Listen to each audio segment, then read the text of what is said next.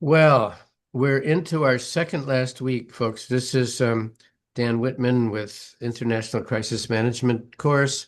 It is December 4th, 2025. What an honor. We've been working up to this point all of these weeks. We have here Sir Professor Lawrence Freedman, whose book I know I've done this before, Professor, but I gets tired for you, but not for me.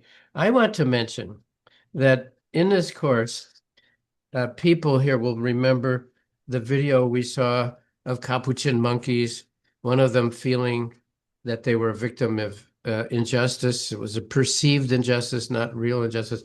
We've talked about the notion of deceit and fooling people. Um, all of this comes from Lawrence Friedman's book, um, The Fox and the Hedgehog. We've talked about that, Isaiah Berlin. Um, and something else which I cannot read. Let's see. But many of the concepts in this course come from this individual. We're really honored to have him today. He's been publishing Substacks. Maybe some of you have seen them um, on the current negotiations. I think, Professor, that some people in this group, including me, have a kind of skepticism about these talks and have the sense that we know that the three in Moscow, Putin, Lavrov, and Peskov, have all said if these negotiations don't work, never mind, we'll go and achieve our objectives in a military fashion. Why then are we listening or paying attention to these talks? I think I would start with that question.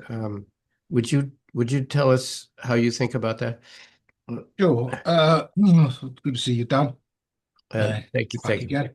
Yeah. So I think there's a number of things going on at once. There's questions of the expectations of both Ukraine and Russia out of these talks, what they want. There's a question of blame game Mhm. in terms of both in their own way wanting to stay in with Trump and not to be seen to be the ones that breaking off the negotiation. So you could see that yesterday when the report came in that Putin had rejected the American proposals, Mhm. come back with, oh, no, no, no, that's not what we've done.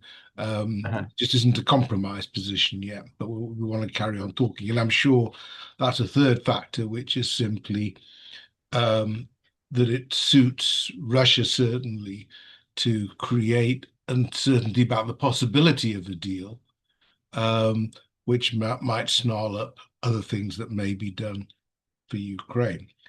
Um, and you've got, I mean, it's probably best to just to step back a bit and just sort of look at how these negotiations have developed under Trump, uh, and just how they're being conducted, because this is a curiosity all in itself. So Trump announced during the campaign that he would solve the Russia-Ukraine war in a day. Later, he said that was probably a bit optimistic, uh, but it displayed an intention, and he has followed that intention. Now, it's critical, I think, and there's all sorts of debates about Trump and his relationship with Putin. There's one view that basically he's in Putin's pocket. I don't think that works. I don't think that explains him.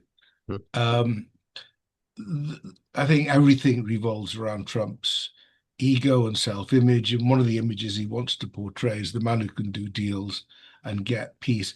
And that creates an impatience, so that when he gets into something, he basically wants a ceasefire, because if you want a deal, then you need a ceasefire first, and then you can start looking at the complicated issues that require a long-term political settlement. Putin doesn't want a ceasefire. He wants a political settlement, and that is because he hasn't achieved any of his political objectives. That he hasn't subjugated Ukraine. He's taken over 2 years of really heavy fighting, about 1.5%. of extra Um, Ukraine. Professor, one second. I'm going to mute everybody and make you co-host. This is kind of a preventative measure. Sorry, because every once in a while somebody. No, I'm going to make you co-host. Here we go. Okay. That way you have the microphone. You alone have the microphone. Okay.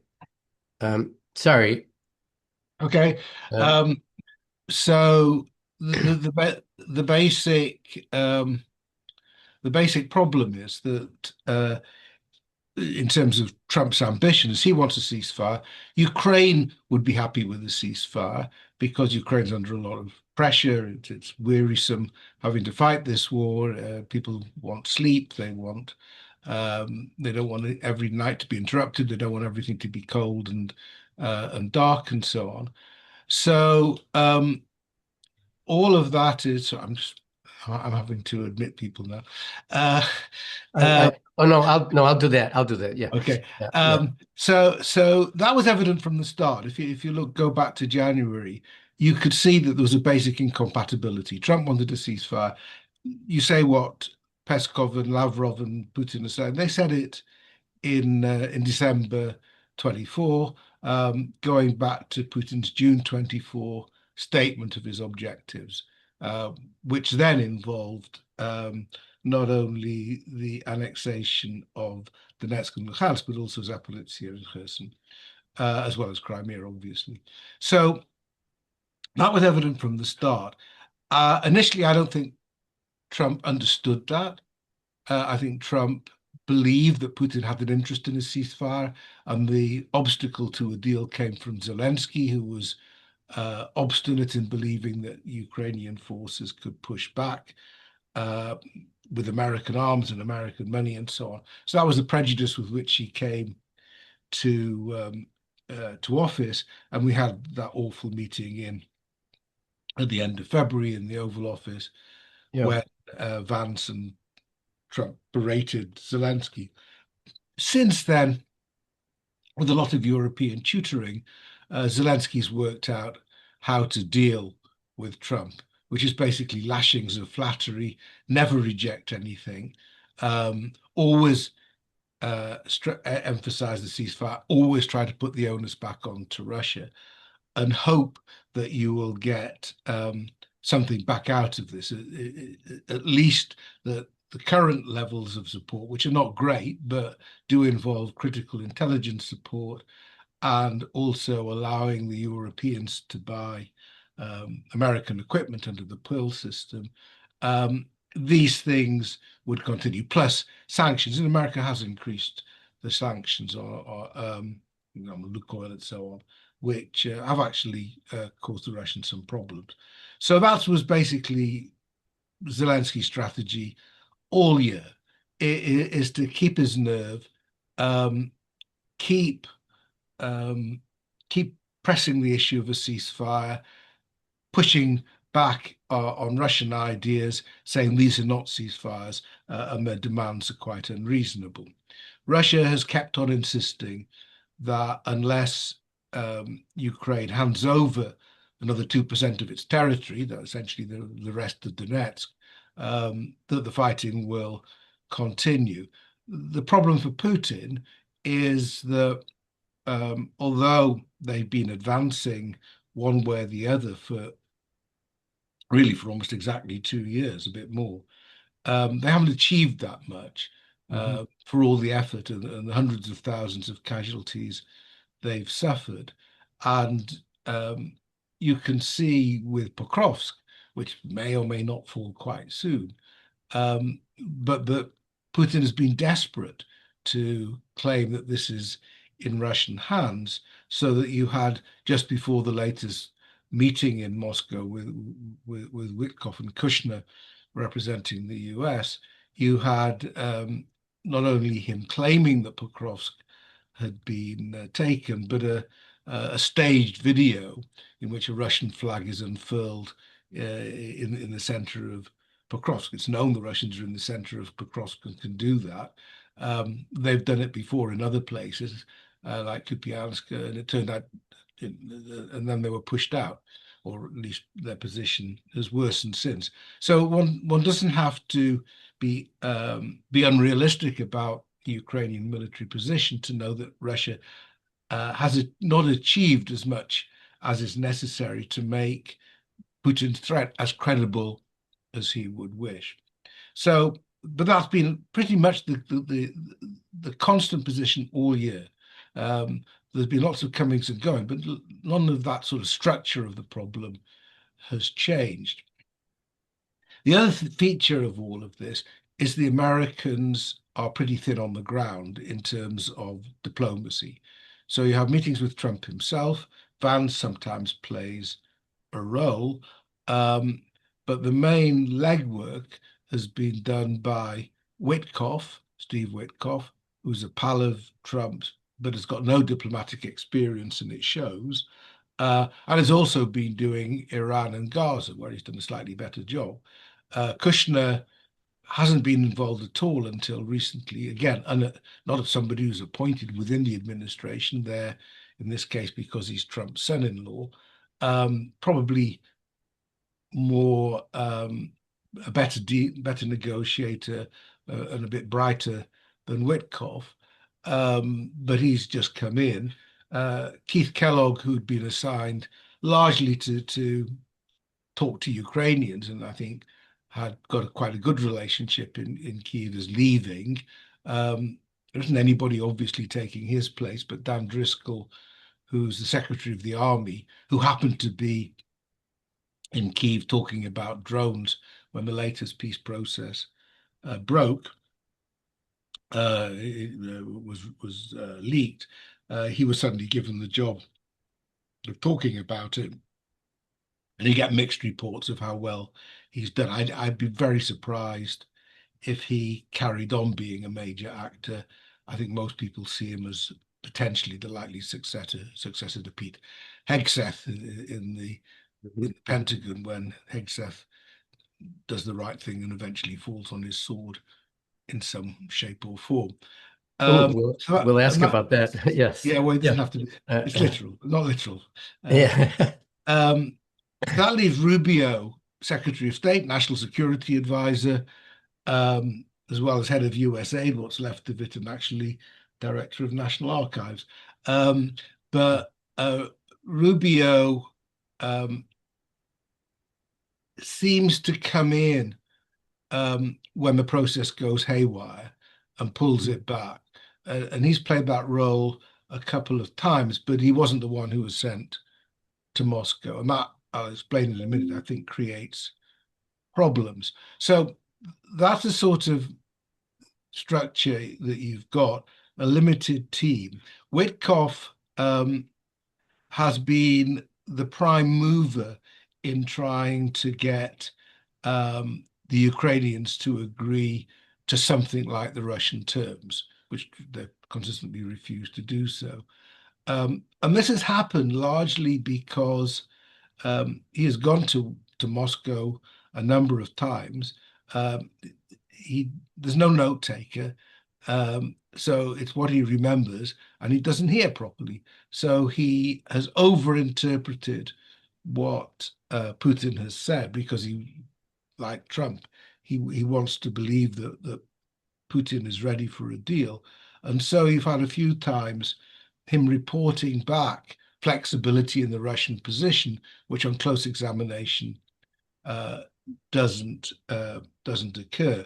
And this emerged in the summer with talk of land swaps. Mhm. And now it's not a wholly preposterous idea, land swaps. It often gets used in proposals in the Middle East with Arab Israel. And basically you say, all right, you really want this bit of territory, but in return, you've got to give us something back. Uh, I mean, there are two obvious problems with this. First, the territory which Putin wants from Ukraine is very important to Ukraine and is well Mhm. defended, the three fortress cities and so on.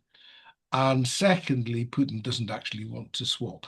He doesn't want to give anything back. What he has done, which is a change from the earlier position is accept a ceasefire in Kherson and Zaporizhia, which is not in itself that big a deal, except it undermines his claim that as these territories are annexed, therefore Russia has to have them. There's no difference in status in the Russian position in principle with Luhansk and Donetsk as there is with Zaporizhia and Kherson. So it's potentially important in that way. But it doesn't really help. But that's essentially the structure, the nature of the Russian offer. Um, now the so Putin has pushed this. Witkoff has pushed this. If in August you had the Alaska summit, which the Russians still are now trying to portray as being in some way an important moment when the Americans agreed in principle to the Russian framework. They didn't. In fact, the Alaska summit was a disaster for Putin because he was sort of given a great welcome by Trump. Um, but then he proceeded to lecture Trump on the history of the Russian and Ukrainian peoples, and which we've seen him do. We did it to Tucker Carlson once, and it's very boring. And Trump is easily bored. And Trump got really irritable and wanted concessions and didn't get any. So the summit, in fact, ended quite early without any agreed communique or whatever. And then after Gaza, Witkoff came back again, and um, uh, we now know what happened here.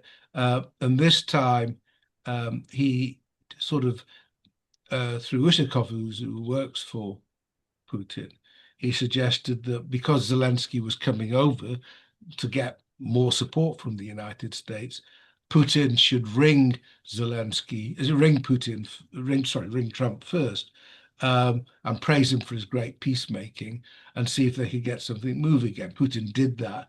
Trump fell for the bait, and they started talking about a summit in Budapest, at which point, fortunately, Rubio came in and managed to essentially abort the summit because when he talked to Lavrov, he showed that nothing much was going to happen in terms of Russian concessions still. So why bother with another summit?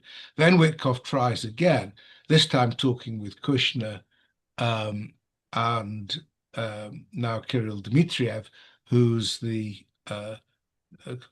a clever guy, Harvard educated, runs the Russian Sovereign Wealth Fund, was supposedly there to do to show the Americans there's great economic deals to be done if only they would jettison Ukraine.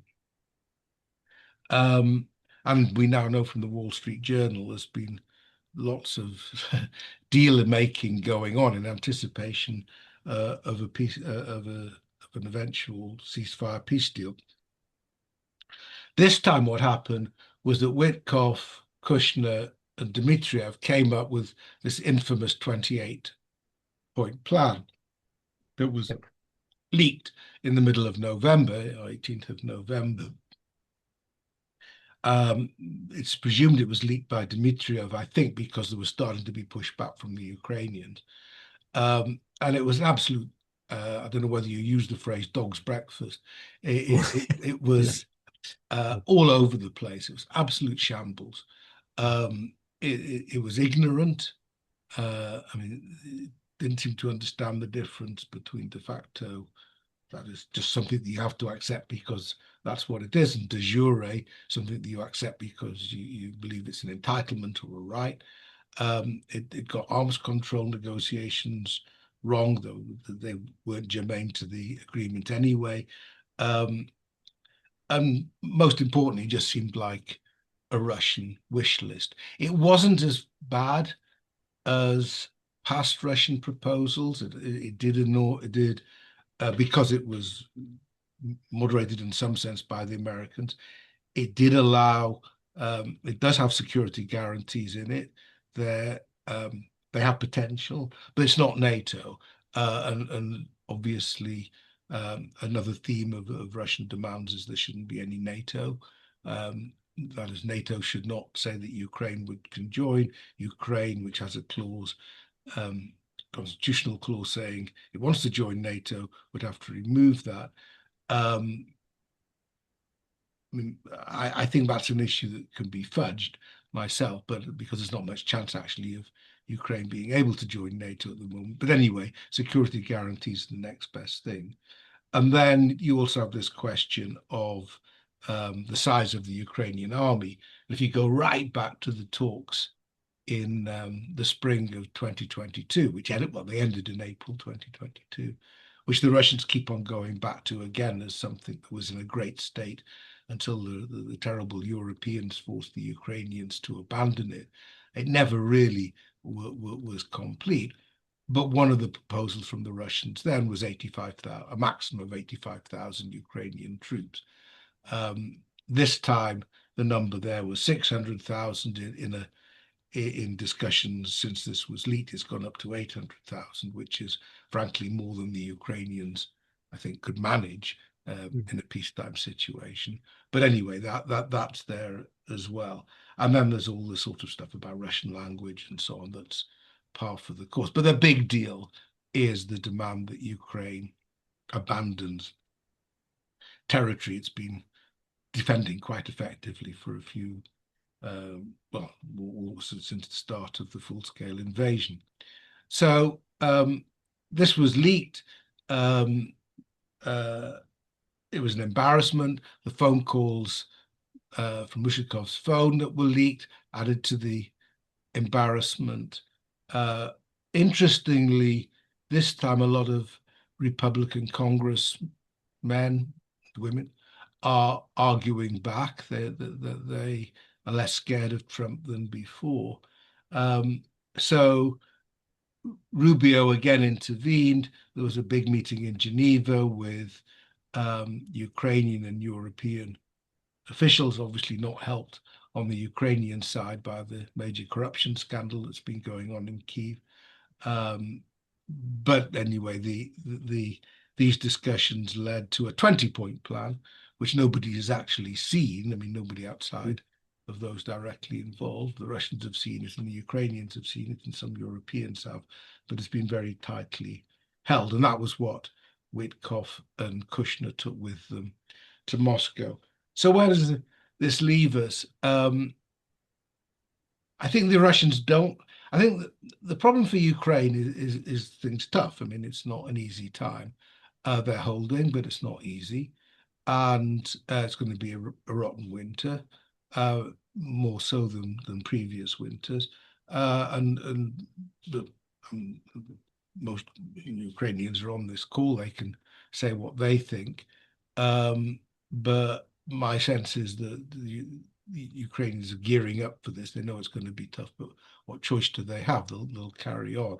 So I don't. I think the Ukrainians do want a ceasefire, but I think the key things they're watching for are the Europeans able to help them sort out their finances for the next 2 or 3 years, which basically involve the seized Russian assets. And there were some odd formulations in the 28-point plan about those. Um, can they get more sanctions on Russia? Europeans have done a bit more. Um, they'd like the uh, Americans to do a bit more. Um, and are they able to get the equipment they need coming through? And just what does the winter bring? So before all of this, I think the general assumption was that everybody would wait until the spring, or at least March, to see where things were before concessions were likely to come from either side.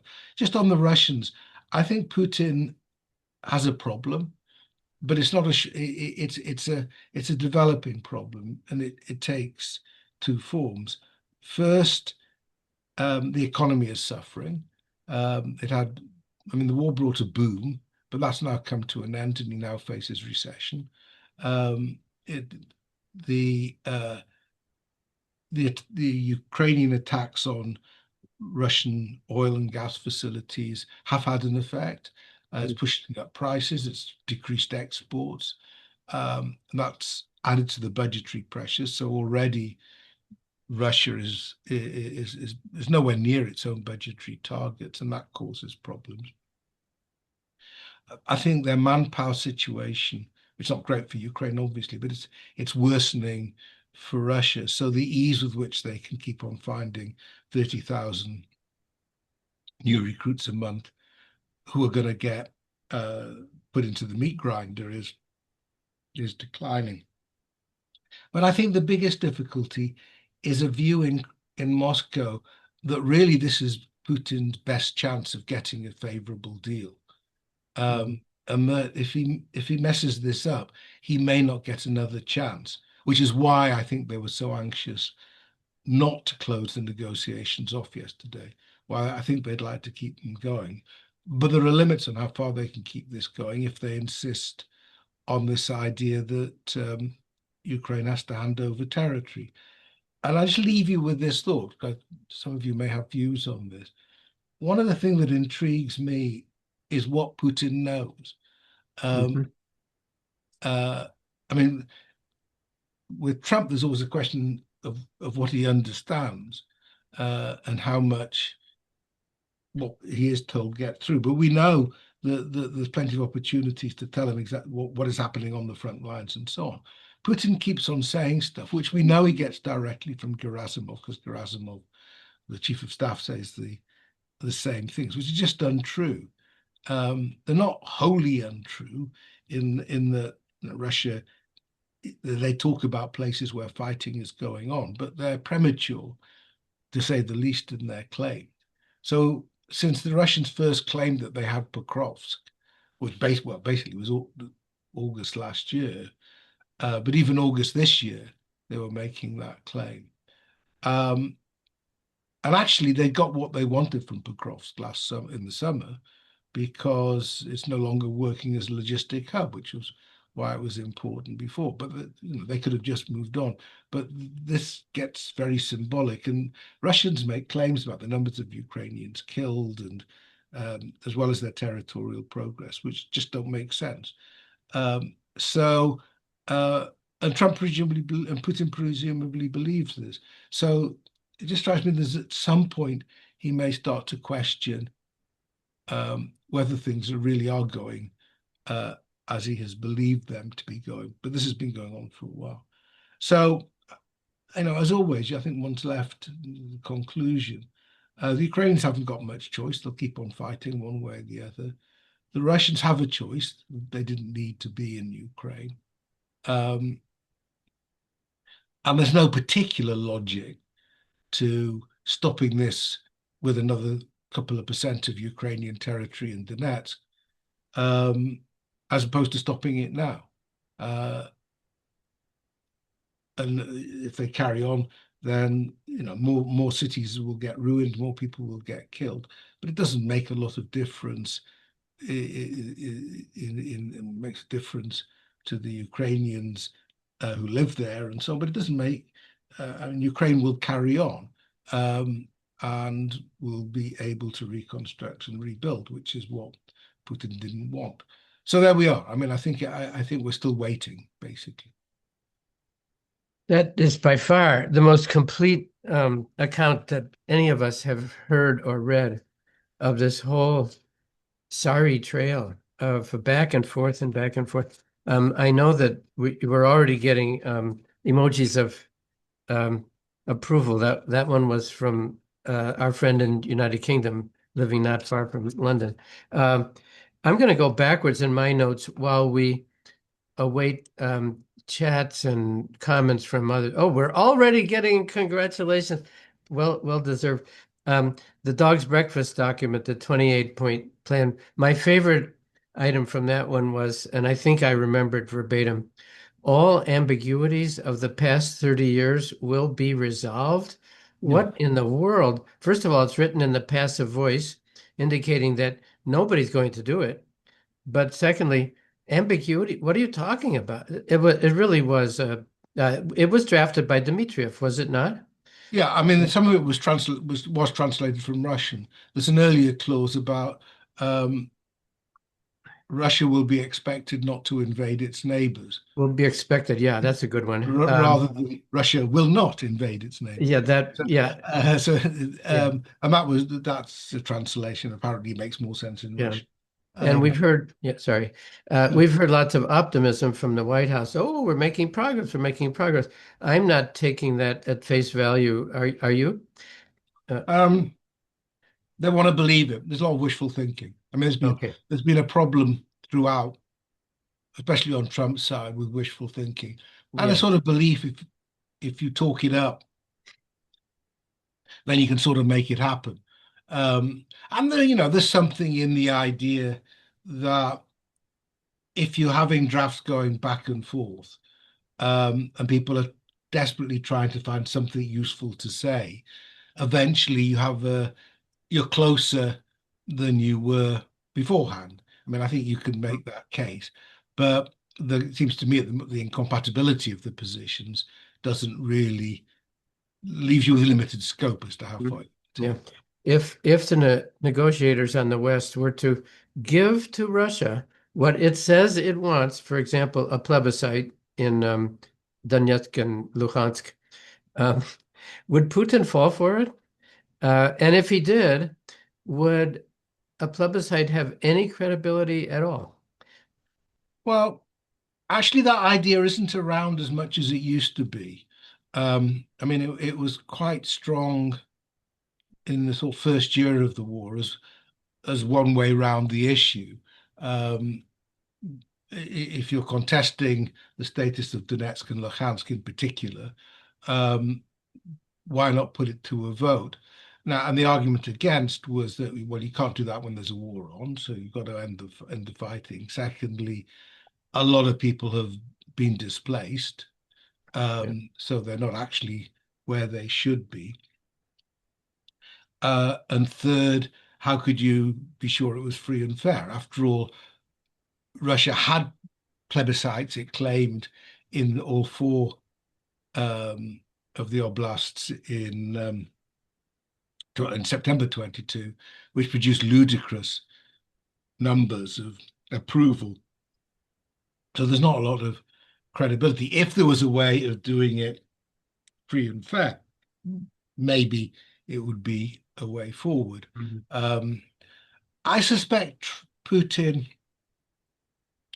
um, doesn't have a good feel for the views of Ukrainians who happen to be Russian language speakers, especially those who have suffered under Russian occupation.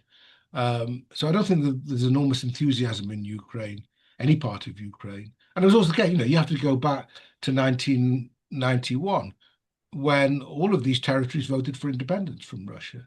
I mean, you had Yeah. a plebiscite then, and they voted for independence, and that was proper. So, so I don't think Russia will argue that particularly strongly at the moment, but you can imagine it coming in at some point as an attempt at a compromise. Mhm. I mean, you could, and just to finish, I mean, the only compromise I could think of was that there was a provision in the 28-point plan. I don't know what happened to it in the latest version, whereby the part of Donetsk in contention, the one held by the Ukrainians, would be demilitarized and neutral. That's very difficult to do. This is full of minefields and anti-tank traps and so on. So how you demilitarize that, I'm not sure. But you could, and then it would still be handed over to the Russians. Well, you could say, oh, okay, we'll agree it's demilitarized and neutralized in some shape or form, but it stays with Ukraine. But it'll have a special status, and over time, we'll Mhm. consider the possibility of a plebiscite. I mean, you could Mhm. imagine that sort of thing coming out Yeah.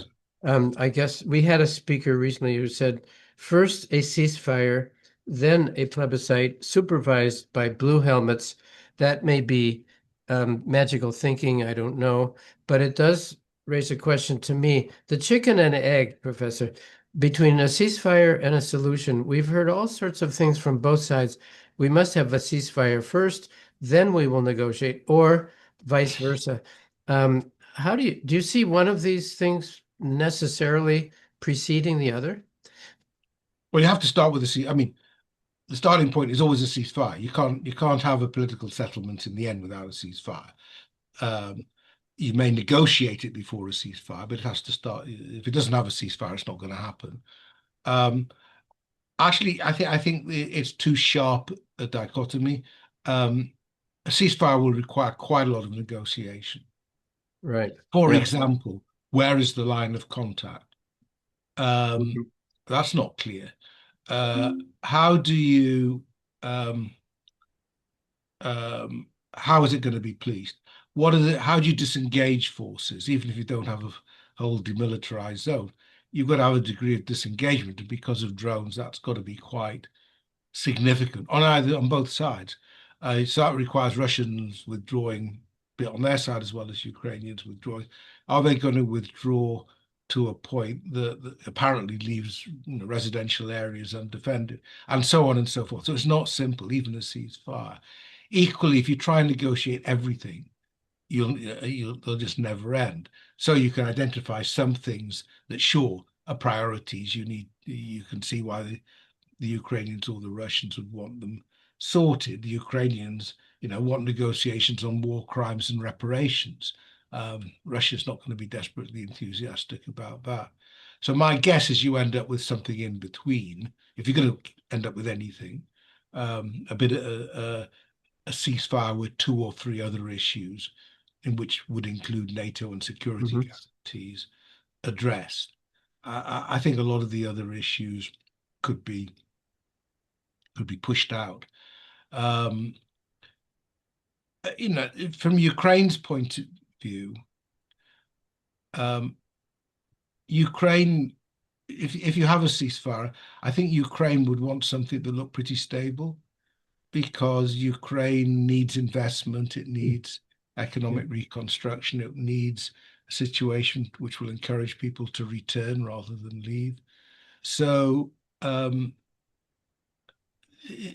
you know, going back to 2022, then the assumption was the Russians might have an interest in a ceasefire and the Ukrainians would want a full settlement. Because of the way the war developed, the military situation developed, the that sort of turned round. And so now the Ukrainians, to get some relief, would like a ceasefire. But I think the Ukrainians need a bit more than that. So you might end up negotiating a bit more. But Mhm. you still need the basic shift in the Russian position before any of this can be properly considered. Mhm. Great. We have two very intriguing chat comments. I would ask Daria and Tatiana to consider having the courage to unmute yourself um, while you're um, while you're thinking about that. I think, if I remember, Tatiana is on a cell phone and cannot unmute. And I promise we'll get to these two chats. Before we do, though, I'm curious, Professor, Europe, I mean, however you consider it, the EU, NATO, the Joint Expeditionary Force, which is the Nordics plus UK plus Netherlands, um, the money in Belgium, the 350 billion euros. Is Europe po correctly poised to be useful in this? Are they divided? Does Hungary's outlying craziness uh, impede a coherent approach on the part of Europe? And there any hope of getting the 350 billion euros to Ukraine as they should be? Um, so I'll say, well, let's start. Europe is far more united than we expected. Go back to 2022, and there's all talk of Ukraine fatigue and you know the economic difficulties and so on and so forth will turn Europe off, and it hasn't happened yet. By and large, um, the four key countries, three key countries really, Britain, France, and Germany, but also Italy, have held pretty strong. Poland plays a very big role, and so on. The Nordic countries, East Northern Europe, anybody close to Russia, pretty strong, with Hungary and Slovakia being exceptions.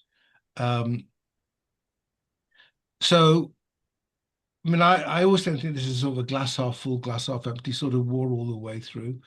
There's good news and there's bad news, but Europe has held in there. Europeans are not getting killed. There's Ukrainians who die in this war.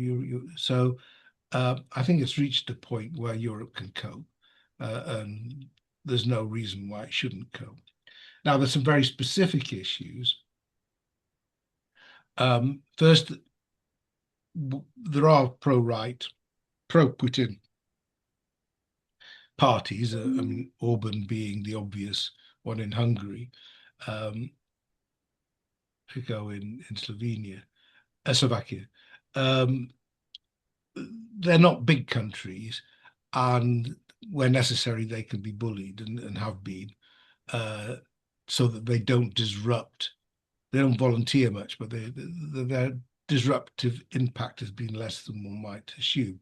Obviously, if you end up with a right-wing government in France or something, that could change Yeah. the equation. Although Maloney um, was expected to be problematic for Ukraine and has been pretty supportive, actually, in Italy. Yeah. Then you get to the question of the frozen assets. It's not as much. It's in total, it's about $300 billion. In Europe's looking at the EU is looking at about 140, 160. This is all in cash now. It used to be in bonds. It's all in cash. So everybody agrees it's a bad precedent just to confiscate it, because that creates all sorts of legal issues. So the proposal is that it's loaned to Ukraine with an IOU in which the Ukrainians say they'll pay back when they get reparations from Russia, which is, Yes, when probably hell pays over. Yes. yeah, Uh, probably never. uh, So that's the idea. There is pretty strong agreement. The problem is Belgium, because Belgium hosts what's called Euroclear, which would actually have to dispense a lot of this money. And the Belgians don't want to, Belgians fear the legal consequences. So the European Council meets in a couple of weeks, and the Commission is scrambling around trying to find ways of reassuring the Belgians that they won't be out of pocket. mhm. Um, so that's going on. If it succeeds, then the British and Canadians will follow. Um, the Americans only have about 5% of this. Um, I mean, there's a resolution in the Senate would just confiscate and hand it over to Ukraine, which would certainly be simpler. Um, but I mean, that's where we are. They'll have to do something because Ukraine needs more money. The IMF has just agreed another $8 billion, but that's really not enough. Um, so uh, I think this is going to be the top issue for the next couple of weeks. Mhm. Mhm. Um, there's also the coalition of the willing issues and security guarantees. I'm more relaxed about that than others. I mean, I think that it's not a security guarantee, the coalition of the willing. It's a way of reinforcing Ukraine after a ceasefire, but it's not the sort of thing that only comes into play if Russia is attacked. It plays a role, direct role in deterrence by reinforcing Ukrainian forces who have to provide the main sort of defense and deterrence, and providing uh, air power and some maritime support as well. So, but it's meaningless until you get Mhm. um, uh, agreement. The only other thing to note, and this partly explains Putin's comments about, if Europe wants war, they can have it, is that there is an argument that if you're prepared to do this thing after a ceasefire, wouldn't it be more useful to do some of it before and help Ukraine get Hmm. itself to a more Yeah. favorable position? Um, I'd be surprised if that happened, but the argument is around. that was going to be my next question. The coalition of the willing seems to be replacing NATO. Is that a provocative thing to think? No, it's not provocative. I mean, I think it's not new in the, and you mentioned the Joint Expeditionary Force. So there's Yeah. lots of arrangements within the NATO framework that don't involve all NATO countries. And it would work, you know, if there was, say, a big issue in North Africa that required an intervention, um, you wouldn't expect all of the Northern Europeans to do it. It would be a priority for the Southern Europeans. However, that's not the main feature. Um, so yeah, it's something you can't mandate countries to do. It isn't part of the NATO remit. So you say, well, you know, how many countries are prepared to do something? And it turns out quite a lot, not just within NATO. Now they may often know more than a field hospital or something, but it's politically they wish to be involved. Um, so at the same time, Zelensky turns up at NATO meetings, which he does quite regularly now. The integration between the defense industries of NATO countries and Ukraine is likely to is significant and growing, particularly on drones, where you know Ukrainians are world leaders. So my view is, yeah, I mean, I think they even said this the other day. Zelensky is part of the coalition of the willing. Ukraine is part of the coalition of the willing. Hmm. So Hmm. there's a sort of fluidity and flexibility in these arrangements. The backdrop is you've got, you know, the NATO rules of engagement and uh, NATO standardized operations and so on. So you're still getting the benefits of NATO um, integration, but you accept that you're not going to get everybody involved, including the Americans. Yeah, the questionable presence of the Americans is the shadow over this whole thing, I think. Daria, would you be willing to unmute? And if not, I will try to summarize your very interesting chat here.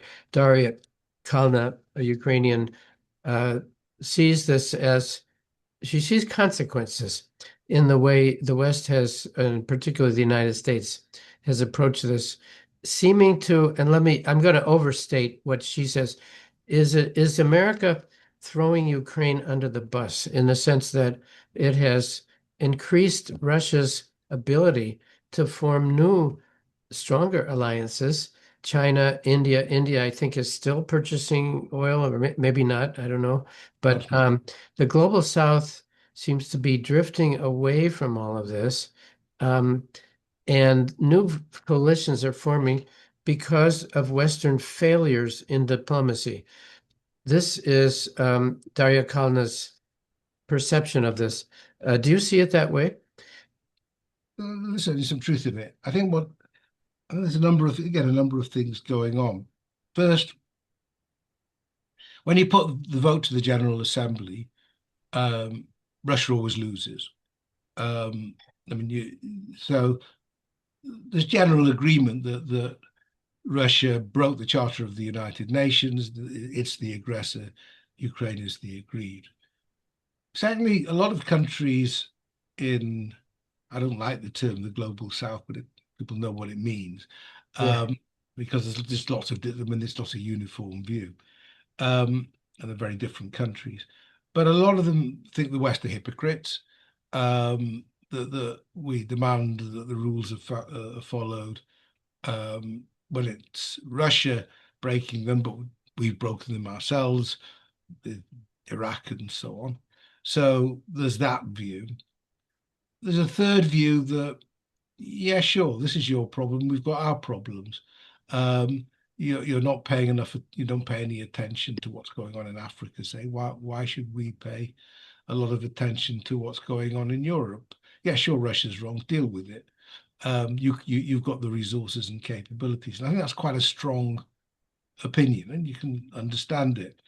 The it doesn't stretch to admiration or even much practical support for Russia. The two countries, or three countries that one looks at, one is North Korea, which is now a full-scale ally of Russia. Um, yeah, I mean, it's a small country, but all it does is military, so it does make a bit of a difference. You've also got Iran, but that's less important at the moment. It's given Russia the relevant technology for Shaheds. So you've got India and China. India has had a historically close relationship with Russia, partly because they're both where they in the past they've both been wary of China, and that's a problem for India, and that Russia isn't as wary of China as it was before. Um, but Modi and Putin are talking about new arms deals and so on. Why anybody wants to buy Russian arms at the moment, I don't know. But that's what they're saying. And they hedge. I mean, the Indians will do some things with the West and they'll do some things with Russia. So it's not, I don't find that their stance particularly admirable, but it's not surprising. Then you're left with China, which is interesting. The Chinese go out of their way to say they're not part of an alliance with Russia. They're not allies of Russia. They they don't want Russia to lose, and they keep Russia in the war in some respects. Economically, they're critical. As a trading partner, they're critical. They don't provide finished weapons to Russia, but they provide a lot of very important components, some of which make a big difference.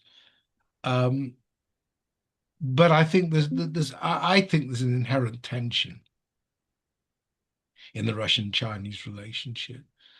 Um, in the it wasn't that long ago that China was seen as Russia's main adversary, so in the Soviet Union during Cold War days. Um, the Russians have now made themselves incredibly dependent upon the Chinese in trade um, terms, which the Chinese are perfectly happy. They're taking great advantage of it. Um, but whereas once Russia was the big country and China was the junior partner, that's been completely reversed, and the Russians hate it. And they've cut themselves off from Europe, which means they've got very little choice. So I think at the moment it's strong enough as a relationship. The Chinese are not going to go to war on behalf of the Russians. They hedge a bit, but basically they're supporting the Russians quite a lot.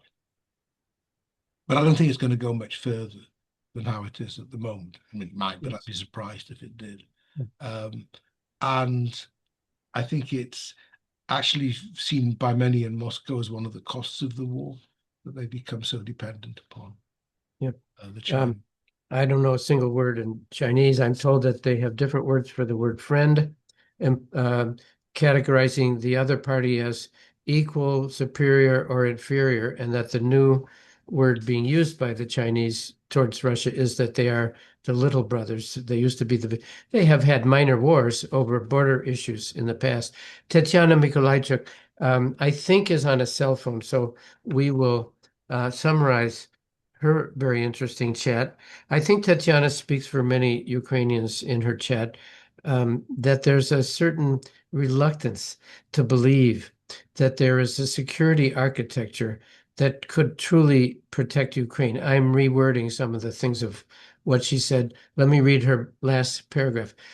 Can we say that the world has entered a stage of post-NATO security, by which I mean a diminishing credibility of deterrence, particularly in the face of repeated provocation, recent provocations? Russia, Poland, I mean, rather, Poland, Denmark, Romania, these provocative overflights and drones and MiG fighters going over borders. Has deterrence been eroded? Um, I'm, I don't think so. I mean, in one sense, deterrence has worked exactly as you would have expected it. I mean, Ukraine, Russia, United States allies have not got directly involved in the fighting, um, whilst Russia hasn't attacked NATO countries directly. Um, so on that level, it still sort of works. And I think it's easy to underestimate NATO's strength and how it looks at how it's seen by Russia. I don't think Russia looks at NATO and says that's nothing, no threat there, nothing to worry about. I think it worries about NATO. Uh, but the problem is that uh, NATO has imposed limits on itself. The Biden administration was very clear, and I think it went too far. I mean, I don't think it was ever going to join the war directly on Ukraine's behalf, but impose conditions on its support and so on, which would have been better if it hadn't imposed so many conditions, but it did. And it goes back to our discussion before about how our coalitions of the willing in replacing NATO, and to a degree they are. But I wouldn't underestimate NATO. It's still very strong, Mhm. um, much stronger than Russia. I mean, Russia has got the economy, its economy is less than France, Russia, Germany, UK, about the same as Italy. Um, it's not a strong economy and it's got Yeah. weaker. Um, so I don't think we shouldn't underestimate NATO, and I worry sometimes that we get so disappointed in ourselves for not doing more that we talk down what we have done and how we're perceived. I think Russia sees NATO as a real threat. Mhm. Um, Now, I can imagine circumstances where that might be undermined, but I still think sees it as a threat, and we should encourage them to see it that way. I don't think we shouldn't talk ourselves down all the time, um, but it's difficult. Um, you've got a general problem that certainly since the financial crisis, other than the United States, a lot of NATO countries just haven't grown. Meanwhile, China has grown a lot, um, and so the Indo-Pacific region is seen as being where a lot of the action is. So it's not that NATO countries have fallen backwards particularly. It's just the Asian countries have charged on, and that inevitably makes NATO less important than it once was. But it doesn't make it unimportant. Yeah. Mhm. Um, and again, I'm always a bit nervous about getting talking in too dogmatic terms about where we are with this, Yeah. accepting that, um, especially at the moment, you could look at NATO and wonder if it's going to survive just simply because of the inherent tensions between the Trump administration's position on these things and the leading European countries. But I mean, Trump has said that he's a supporter of NATO and of Article Yeah. 5 and so Um, on. So in the end, you have to take these things, take what you can. yeah.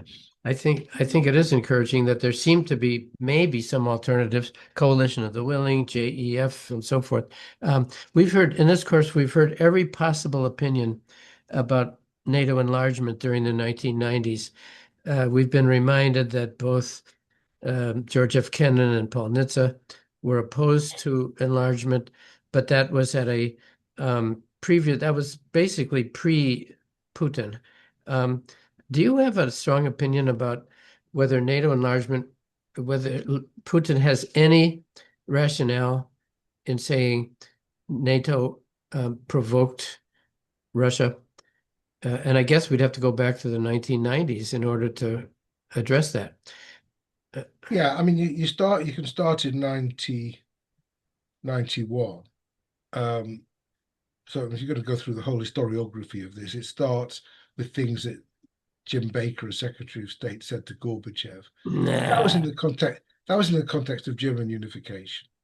Yeah, Uh, right, right. and in the end, the choice was uh, Germany is unified in or out of NATO, and it unified in NATO. That meant Eastern Germany joined NATO, which set the precedent. I mean, I was not particularly in favour of enlargement. I thought Partnership for Peace was not a bad Hmm. idea, which is the other way of doing it.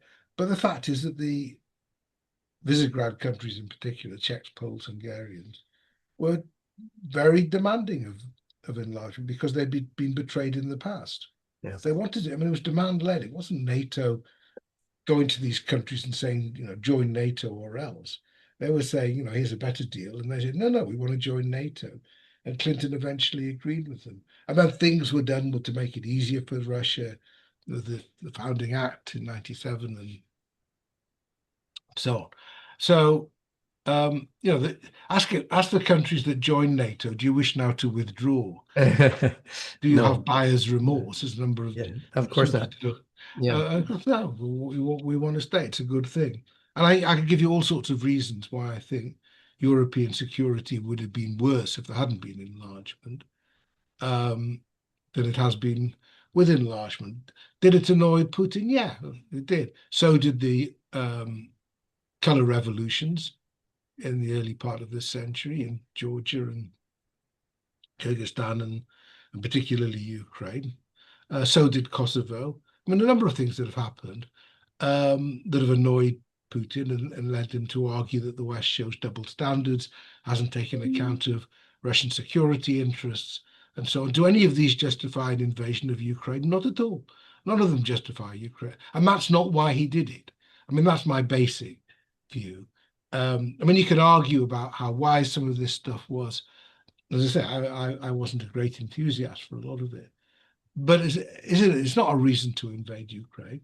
And the reason he invaded Ukraine is that Putin believes that Ukraine truly is part of Russia and shouldn't be separate. Now, he doesn't care about the western part, but the eastern part is Novorossiya, and it should be still part of Russia. And he wants it to be, at the very least, in the Russian sphere of influence. So that's the reason. The enlargement stuff seems to me an enormous red herring in the end, without having to doubt that Russia didn't like this. Um, it did agree to the process. It did get the founding act. It was allowed to be consulted on things. It was consulted, but all of that has fallen into disrepair because it decided to invade Ukraine in 2014. And of course, if he was opposed to NATO enlargement, what he's got now is the Finns and the Swedes joining NATO, Mhm. which make a big difference. I mean, this isn't a small matter. Yep. And getting close to my final question, Daria comes in with another comment, which I think is more a comment than a question. The notion that Putin's Russia wants to reestablish something like what was the Russian Empire in the 19th century. Um, she says, is it possible that they're trying to strengthen its position? I guess that would be a yes. Yeah, I mean, Uh, it is. I mean, the question is this a sensible way to go about it? uh-huh. Um, Yeah. and you look at the Armenia-Azerbaijan relationship, where Russia hasn't been able to influence it at all because it's so preoccupied with its own fight. So, um, I still stick to the view that this war has fundamentally weakened Russia, um, and is less able to influence events Yeah. in its region Mhm. than it otherwise would have been. And you've said in your Substack that it's possible that Putin does not even know what's happening because of the filtering of information, because of his paranoia and distrust that he's hearing what he wants to hear, I guess from Gerasimov mainly.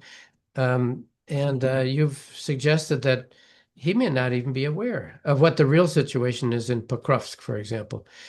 Uh, I just find it a really intriguing issue because all armies suffer from this.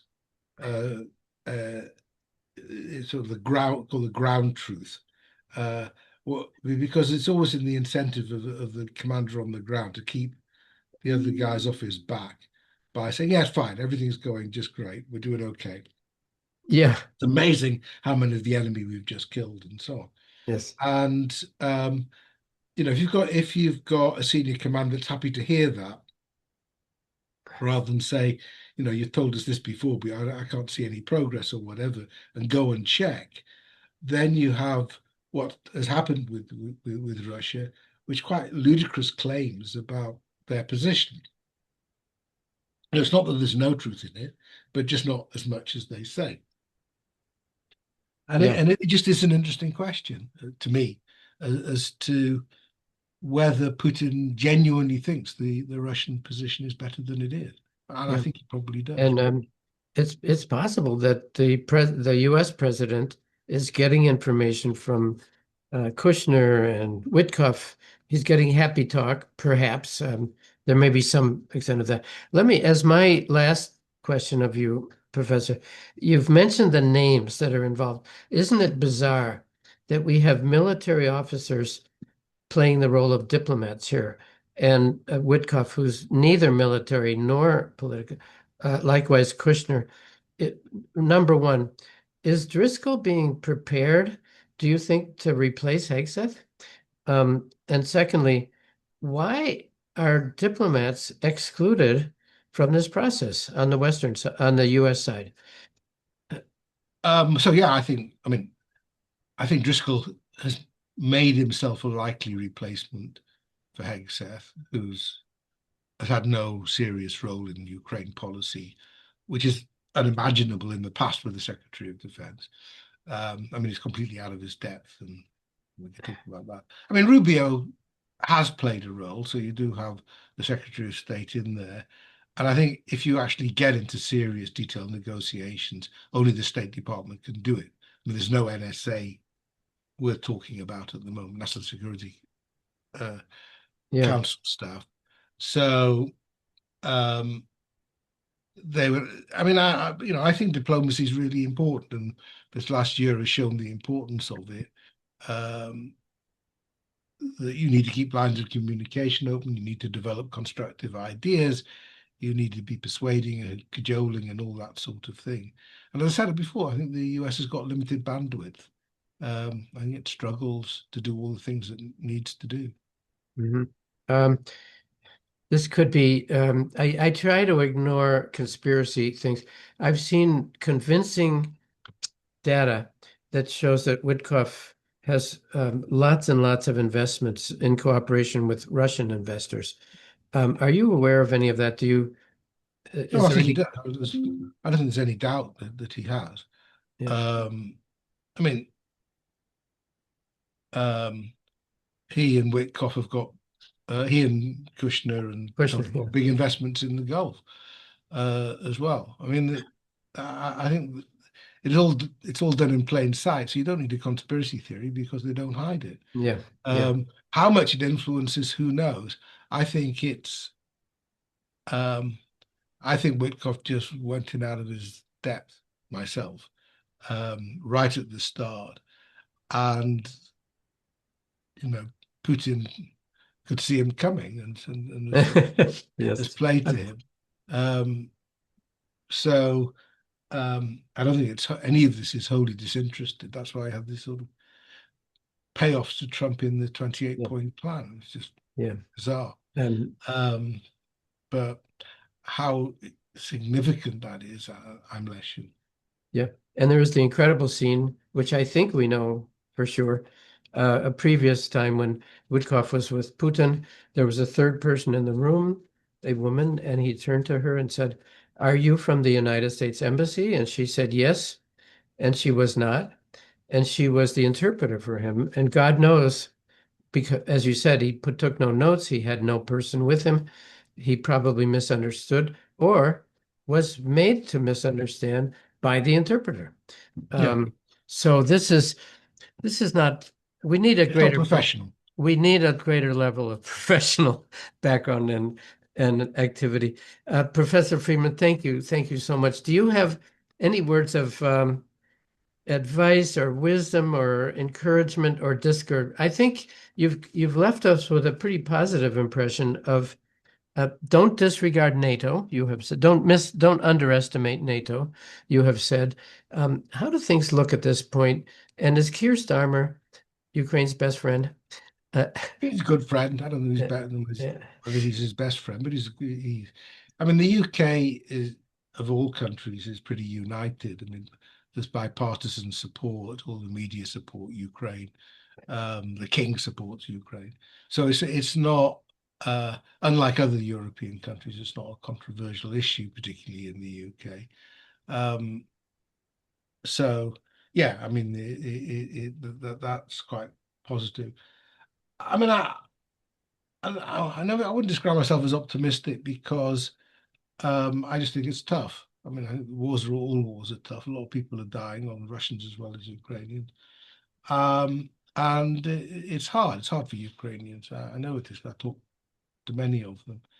Um, but I think I think the biggest danger often in a lot of the discourse is to assume the Russians are cleverer than they actually are, Hmm. um, and to give them more credit than they deserve. So, um, whereas don't think I've got too many illusions about Ukraine, um, which has its problems. I think there is a danger in overestimating the Russians always. Um, and what interests me is the point at which the limitations of Russian power and Russian capabilities become apparent. Uh, and how that will happen, when that will happen, I'm not sure, but that is what we're waiting for. Well, with that very nuanced view, I will take that in my case as optimism. Do not overstate Russia's capacity. They seem to have an endless supply of men for the meat grinder, weapons from North Korea. It seems to be never ending, and yet their tactics and their strategy is very deficient, I think. And from what you say, and I know your optimism and your pessimism is very carefully weighed. I know that. So I'm going to personally take that as a sign of optimism and a possible future. Professor Lawrence Freedman, thank you so much. This has been, I don't think we left out any of the things that have happened in the last, since last summer. And we have a great view of this thanks to you. It's not going to be a garden, a rose garden, and it's not going to be a catastrophe. It will be we will just have to wait and see. And we do have equities in the West. We do have equities, and NATO is one of them. Thank you so much. Really Okay, grateful for your wisdom. Thanks. Thanks very much. good good luck, everyone. Bye bye. Okay, thanks. And for everybody else, let me just briefly say next week will be most likely our last week. We will have Angela Stent on Monday, who is a leading academic in Washington. She's at Georgetown. She's published widely on this issue. And then we will have sort of a round robin on December 11th, next Thursday. I will try to summarize.